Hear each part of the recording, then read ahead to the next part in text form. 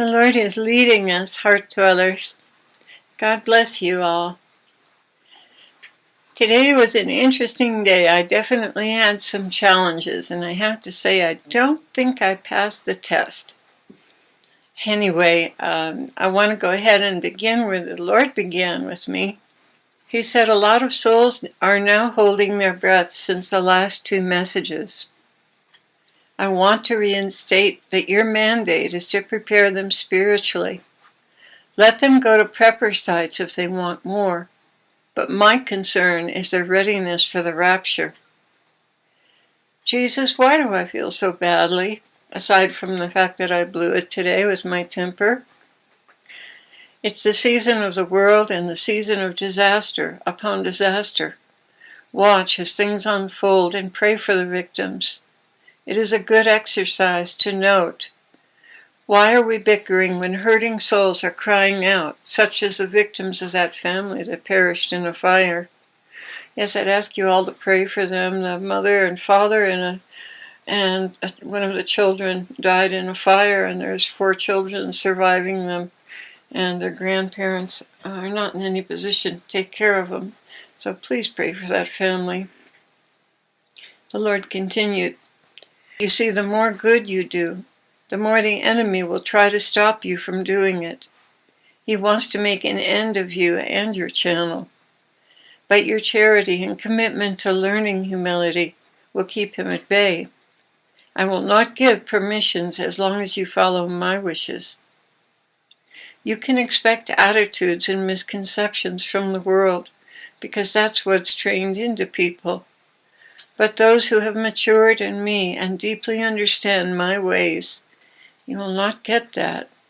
Rather, you will see them dancing around you to keep you held up so you can continue to do your job, and they don't injure you. They will also make it safe for you to apologize while not lashing out or downgrading you. You have many such subscribers who understand what it's like to receive the blows of the world. They're seasoned with many injuries I have healed, and they've learned the ways of my love because they spend so much time with me, seeking my heart and my mind and putting it to practice. In this regard, you are truly blessed. So when you encounter the harshness of the world, you have a whole company of intercessors who will lift you up to me so you can keep going.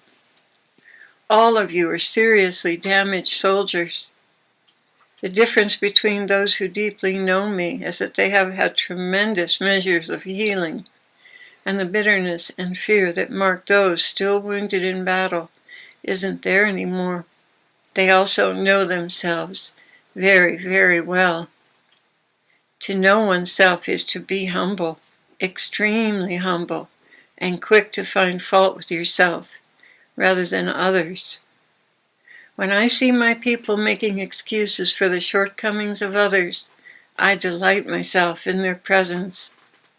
It is truly a rare and fragrant offering of self for the love of others.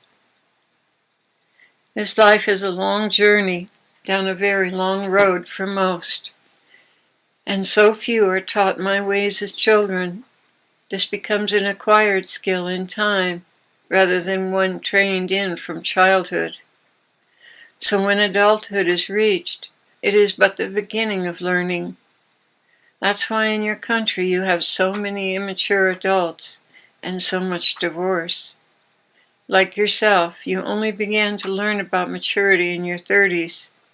Before that, you thought and acted like a child. I know that's right, Lord. Much of it is the fault of the culture. Simply put, Americans by and large are spoiled from childhood. True maturity comes at quite a cost. In other countries, you find this kind of maturity at the age of 11 or 12. They have already learned many of the really hard lessons of life and have been seasoned in the faith, knowing my character more deeply because they have to rely on me to survive from day to day. Even the victims of violent countries are more mature. You would see this if you traveled the world. But you know that I will complete the good work I've begun in you, I will bring to maturity all those who call upon my name and choose to be holy. Not one will perish from my hand. All who come to me with a sincere heart, I cherish and raise up into maturity, meekness, and uncommon kindness. What is the price of words? So much good or so much evil can be done with words. With words you can bring peace and mend hearts. With words you can slice and dice a soul till nothing is left. And few understand that you will be held accountable for every idle word. With your tongue you lift up and impart life. With your tongue you can also injure and destroy. My brides, my cherished ones, please, always choose words of life. Always suppress your desire to answer tit for tat. Don't you know that today your brother may need your encouragement, and tomorrow you may need his? What good does it do to accuse and demean others when you yourself may tomorrow need their support, and through harsh words and attitudes they are no longer there for you? Do you not see the plan of Satan in such things? Do you not see that you are the victim being used to injure others, resulting in your own downfall? Yes, in this world people treat each other as expendable items. Not so in heaven. In heaven you're the most precious commodity, made in my very image, eternal and stunningly beautiful, to be honored and loved. But in this world you are but a doormat to the success of others. You are used and tossed aside after you've been thoroughly despoiled of the joyful life I imparted to you. What am I saying here? Love one another as I have loved you. Cherish and support one another. Never speak harsh words when it can be avoided. Always admonish and lift one another up, even and especially in conflict. Very often you're provoked by lies to judge others when they are at their lowest point and can't handle one more blow. How many times has that happened to you, Claire? Yes, Lord, I've experienced that, and I surely have seen how I've done it to others. I pray that you bring me to the fullness of the love you have in your heart, Lord, as much as is possible in a weak and frail mortal. Forgive me, Lord, for my childish attitudes. This prayer I will answer. Go now and love one another as I have loved you.